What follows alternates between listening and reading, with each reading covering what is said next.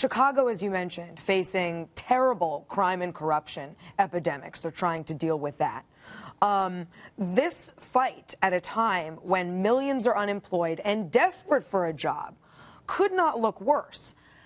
And in addition, you have a fight within the Democratic Party. You see Rahm Emanuel and, frankly, Barack Obama and plenty of establishment Democrats on the other side of this issue saying, Rahm Emanuel even said earlier, this is unnecessary and wrong.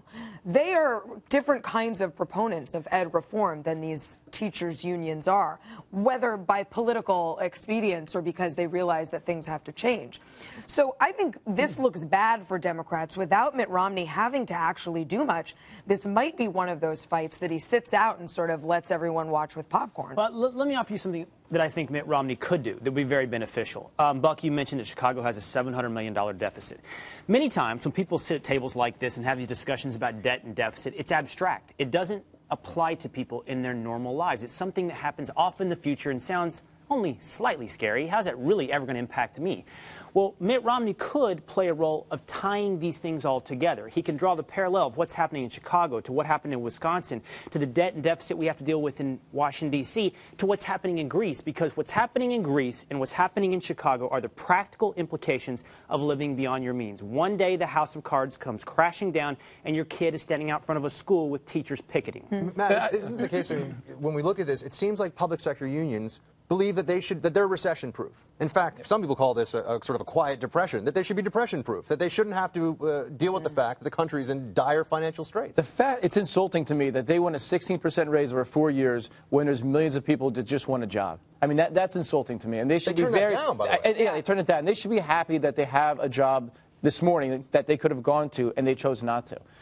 And I just want to touch on your point real quick, Will. I agree with you 100%. But I think that's a wrong path for Romney to take, because I don't want to say most Americans wouldn't get that, but there's a lot of connections you have to connect. And it's very tough, I think, in an election to take something as complicated as this, even though it isn't, but it is trying to connect it and present that in a way that the average American is going to understand that.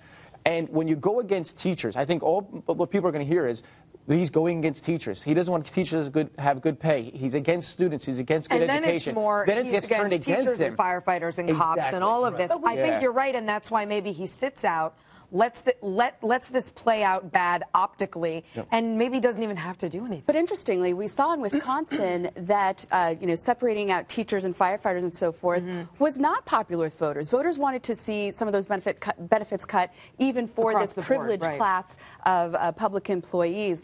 But I was really struck by this statistic in Chicago that only 15% of fourth graders in Chicago are proficient at math. That is a disgrace. That is a civil rights issue of our time. And I think that's something that Mitt Romney could be addressing, that these teachers are punishing students who are already struggling, students who are already at the race 3 steps behind. And these teachers are saying they don't get to get an education today. To show his sympathy for the children and the families here who are being hurt and punished by teachers who are turning down a 16% pay raise, it's disgraceful. If this was about the kids, you would think that evaluations, in order to raise those numbers, evaluations based upon standards, there's nowhere to go but up. Would be what teachers would want. And I'm sure a lot of teachers do want this, by the way. As we know, there's a difference between the people that are running the teachers' unions and necessarily the rank-and-file teachers, what they believe down at sort of the classroom-to-classroom level. And on this issue, by the way, of the politics, you're right so far, by the way, because the Romney campaign has said, we're disappointed.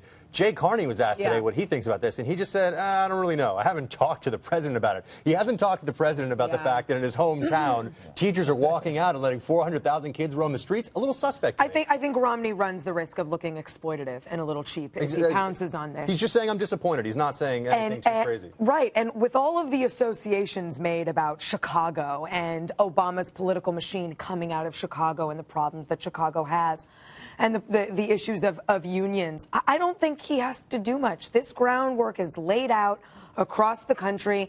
I think there are complicated arguments to make and very simple ones to make. This is a very simple one, and I think it speaks for itself. Is there an opportunity, Will, you think, when the dust settles here for the Romney campaign to come in and be like, yeah, so we saw how that played out in Chicago. Yeah. Maybe Wisconsin is a lesson that we should all take to heart. No, I think Matt and SC have won me over in this debate. The political risks are too high, but that's strictly a political analysis. It disappoints me because principally it's a perfect opportunity to say what we talk about in abstract, you're right. This is the practical implications of it. You're absolutely right. And maybe there will be a forum at some sort of closed door donor meeting, you know, where that's an appropriate line of attack. But I think going out in public on the stump with this is risky.